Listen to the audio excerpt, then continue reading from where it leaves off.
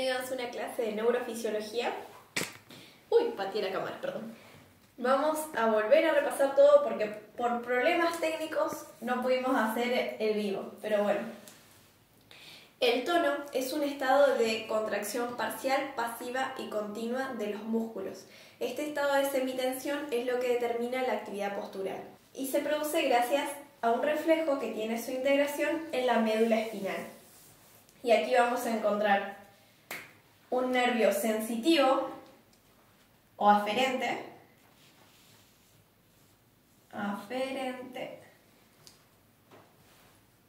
y un nervio motor, eferente.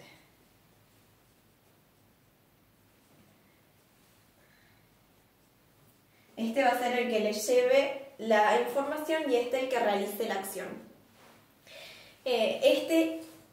Esta vía se desencadena gracias a estímulos propioceptivos que van a dar información sobre la posición del músculo.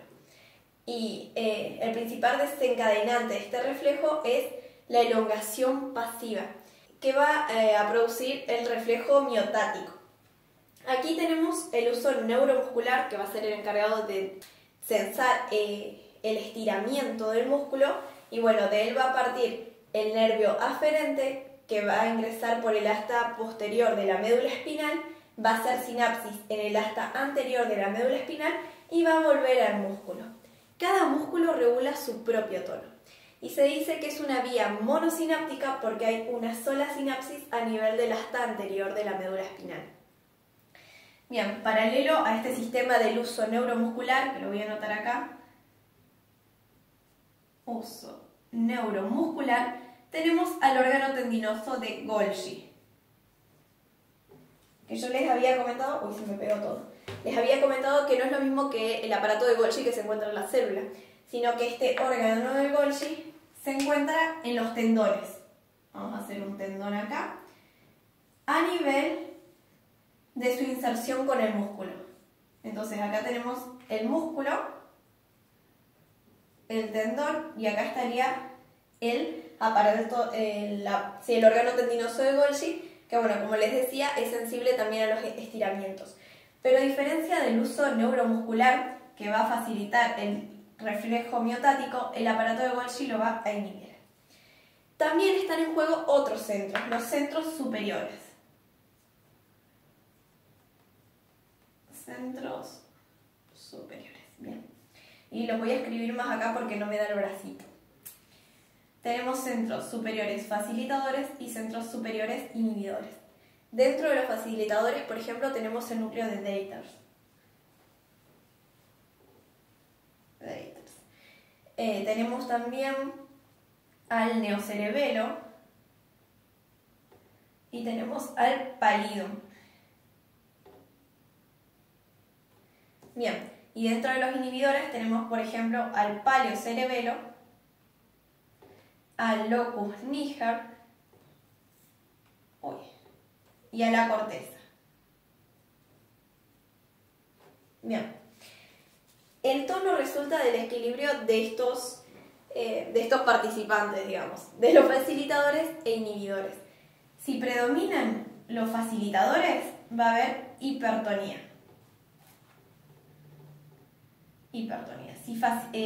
Si predominan los inhibidores, por el contrario, va a haber hipotonía. Bien.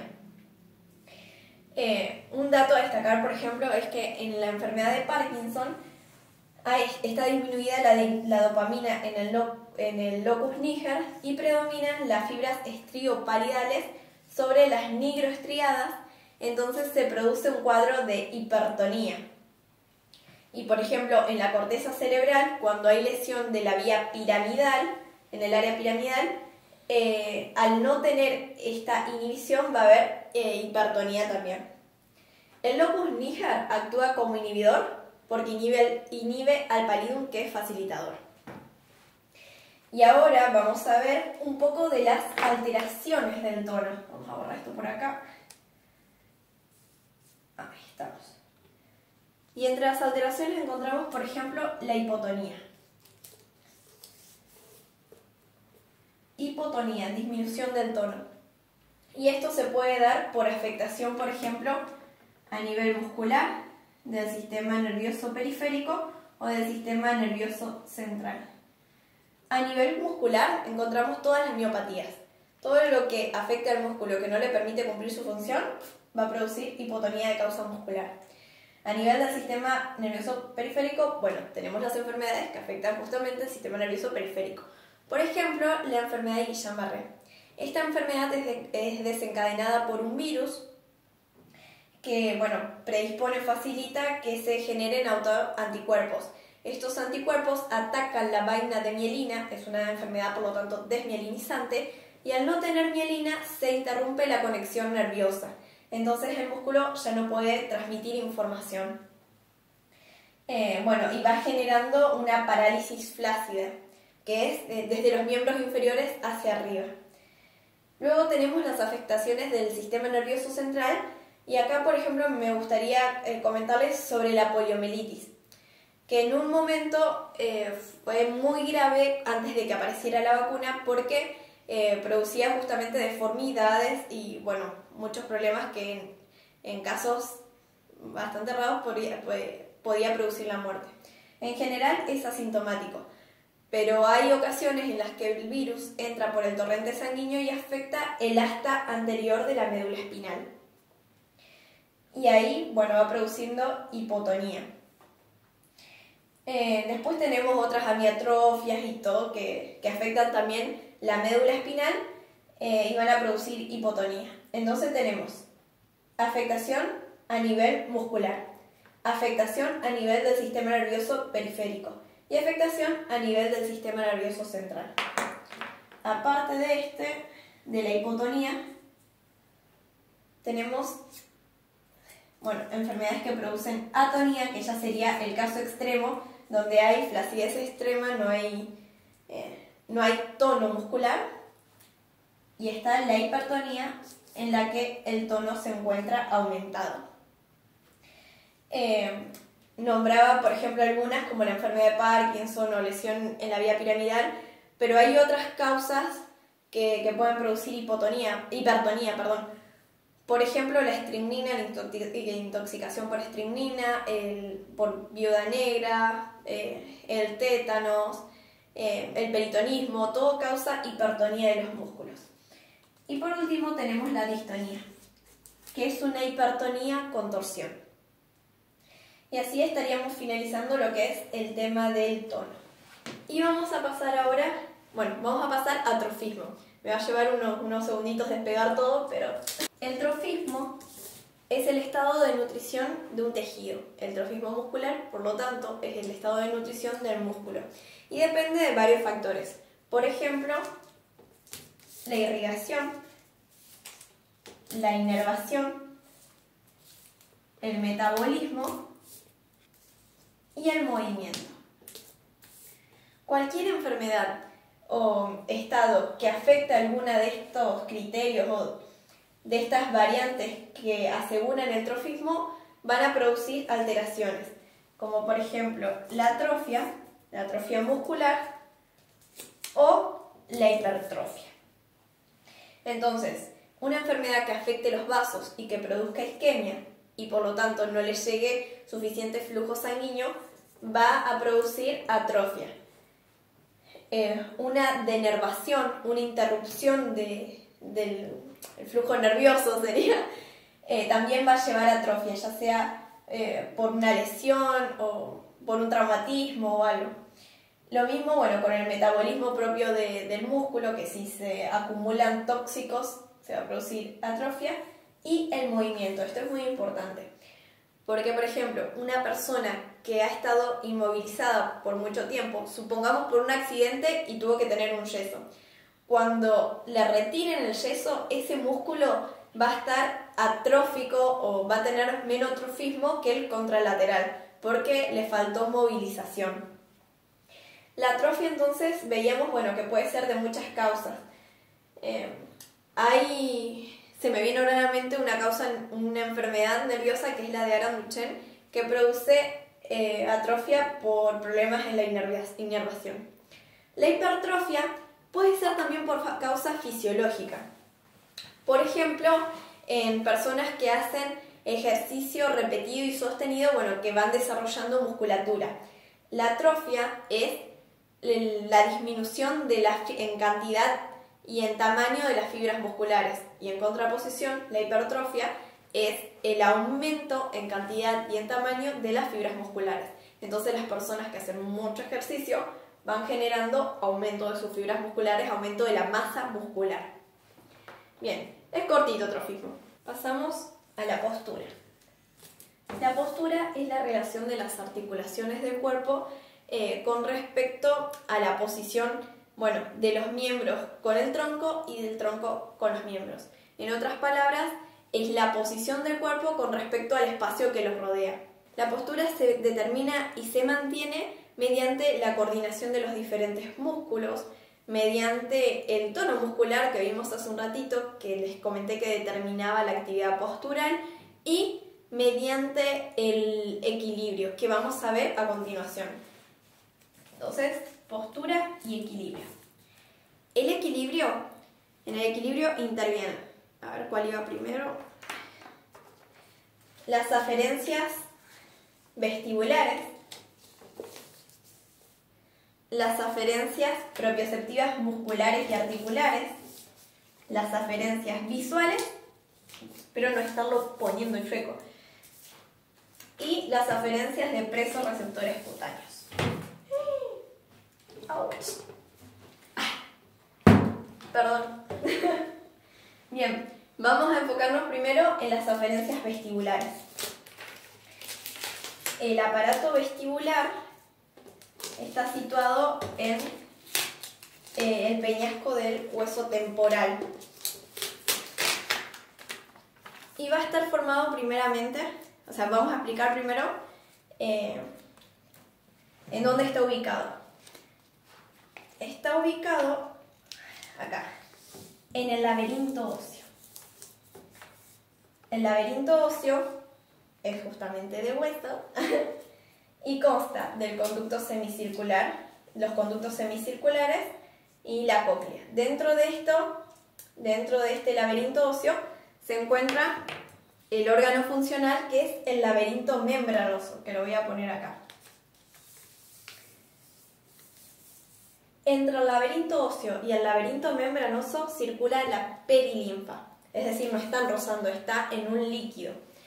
Y dentro, entonces, afuera está la perilinfa. Y acá dentro de todo este circuito membranoso va a estar la endolinfa.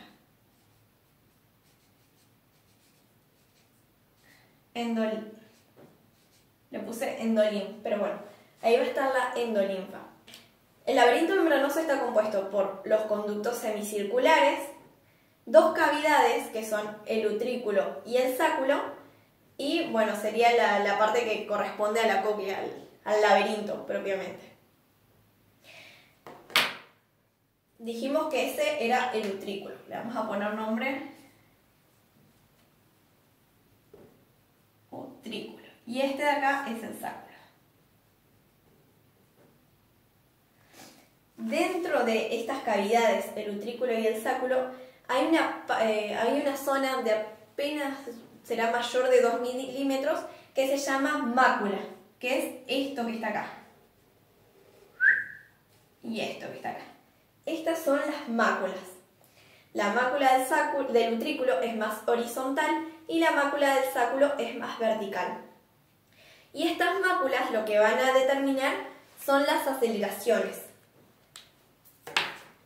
A ver, bueno, voy a sacar el laberinto óseo para hacerle zoom a estas máculas y ver cómo están compuestas. Tenemos acá un esquemita. Estos serían las máculas estas que están acá, ampliadas. Y estas máculas están compuestas por las células de sostén, que contienen a las células pilosas.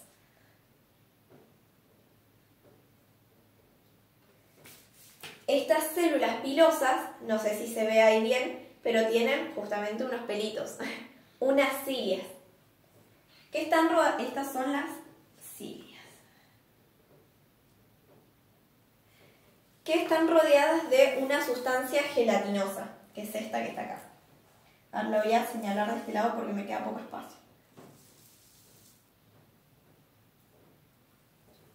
Sustancia gelatinosa, que tiene suspendido en su interior a los otolitos o estatocoñas. Bien, estos otolitos son como cristalitos que tienen. Y cuando se produce movimiento, estos otolitos que tienen masa mueven la sustancia gelatinosa mueve las cilias y eso va a producir, fíjense que acá están los nervios saliendo justamente de las células pilosas. Estas son las células pilosas, las voy a marcar acá bien. Fíjense que hay varias saliendo de las células pilosas y van a transmitir esa información al nervio vestibular. Voy a esquematizarles un poquito cómo es una célula pilosa más en grandecito. Esta la célula, ahí está el núcleo, y va a tener, los cilios tienen dos tipos de nombre. Hay uno más largo que se va a llamar cinetocilio y unos más cortitos que se van a llamar esterocilios. Ahí está. Tenemos la célula pilosa con los esterocilios y el cinetocilio, que destaca. Entre los diferentes cilios hay una conexión filamentosa que es muy delgada, muy finita, casi que no se aprecia. Y esa conexión filamentosa es la que permite que cuando haya una corriente de endolinfa que mueva los otolitos y se mueva, por ejemplo, el cinetocilio, todo se vaya en la misma dirección. Lo mismo pasa si va en sentido contrario. Se mueve y por la conexión todo se va tirando de forma continua. Cuando se produce hacia el cinetocilio está acá, cuando se produce va hacia el cinetocilio, se despolariza la célula. ¿Por qué? Porque se abren canales en la base que permiten que los iones de la endolinfa ingresen. Entonces se produce despolarización. Y cuando, esto es un más, medio deforme pero es un más. Y cuando va en sentido contrario y la endolinfa se aleja del cinetocilio, es decir, que va hacia el esterocilio más pequeño, hay hiperpolarización. Justamente porque se cierran los canales y disminuye la cantidad de impulsos que va hacia el nervio vestibular. Este nervio vestibular posteriormente va a llevar información tanto al cerebelo y a otras partes del cuerpo que permitan a la persona poder acomodarse de acuerdo a las distintas aceleraciones que está sufriendo. Y ahora vamos a hablar un poquito más. Eso en cuanto al utrículo y al sáculo, que decíamos que sensaban las aceleraciones. Ahora vamos a hablar de los conductos semicirculares, que son tres. El conducto semicircular... ¡Uy, qué horrible fibrón! Bien. El conducto semicircular anterior, el conducto semicircular posterior y el conducto semicircular lateral.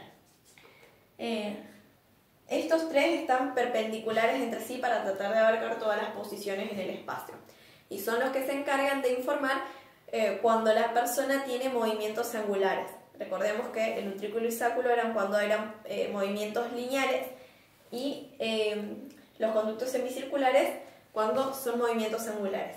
Dentro de estos conductos semicirculares, recordemos que circula la endolinfa. Y estos conductos tienen en sus extremos unas dilataciones. Estas dilataciones. ¿Bien? ¿Qué son las ampollas de los conductos semicirculares? Les vamos a hacer zoom. Y acá tenemos una ampolla en grande. Dentro de estas ampollas está el órgano sensitivo, que son las crestas ampulares, que son estas elevaciones que ustedes ven acá. Estas son las crestas ampulares. Y acá la tenemos hecha zoom, agrandadas. Y si la agrandamos más todavía, vamos a ver, se me superponen los dibujos, no estuvo bien calculado el pizarrón. Estas crestas ampulares tienen también las células de sostén y al igual que las máculas tienen células pilosas. Y estas células pilosas, acá vemos los pelitos, los voy a marcar. Estas células pilosas les dan sus pelitos a la cresta ampular. Ay, no está mal. Bien. Que a una sustancia gelatinosa, que es la cúpula. Entonces, todo esto que están acá son nervios que salen de esta cresta ampular. Y acá está, ven en rosadito la cresta ampular, que es esto que está acá, que se va a modificar con los movimientos. En estado de reposo se envían al nervio alrededor de 100 impulsos o bits por segundo. Ahora, si una persona, yo por ejemplo, empiezo a girar, van a empezar a girar los conductos semicirculares y la endolinfa por inercia se va a quedar en un primer momento estática. Y esto va a hacer que esta cúpula gelatinosa se mueva. Acá estaba paradita, se vaya para un costado. Y se aumente la descarga de impulsos. Esto se va a estabilizar al cabo de unos segundos. Y bueno, cuando yo dejo de moverme y quedo quieta, los conductos semicirculares inmediatamente se van a detener, pero la endolinfa que venía girando va a seguir a todo trapo girando. Entonces va a hacer que la cúpula se mueva para el otro lado y se disminuya todavía más la cantidad de impulsos. Hay que tener en cuenta que, bueno, lo que les dije anteriormente, que detectan entonces los movimientos angulares y son los que permiten anticiparse a un desequilibrio. Por ejemplo, si nosotros nos vamos a caer, el ventrículo y el sacro se darían cuenta una vez que nosotros ya estamos en el piso, cuando ya nos dimos el madrazo. En cambio, los conductos semicirculares se van a anticipar a eso y van a tratar de impedir esa caída.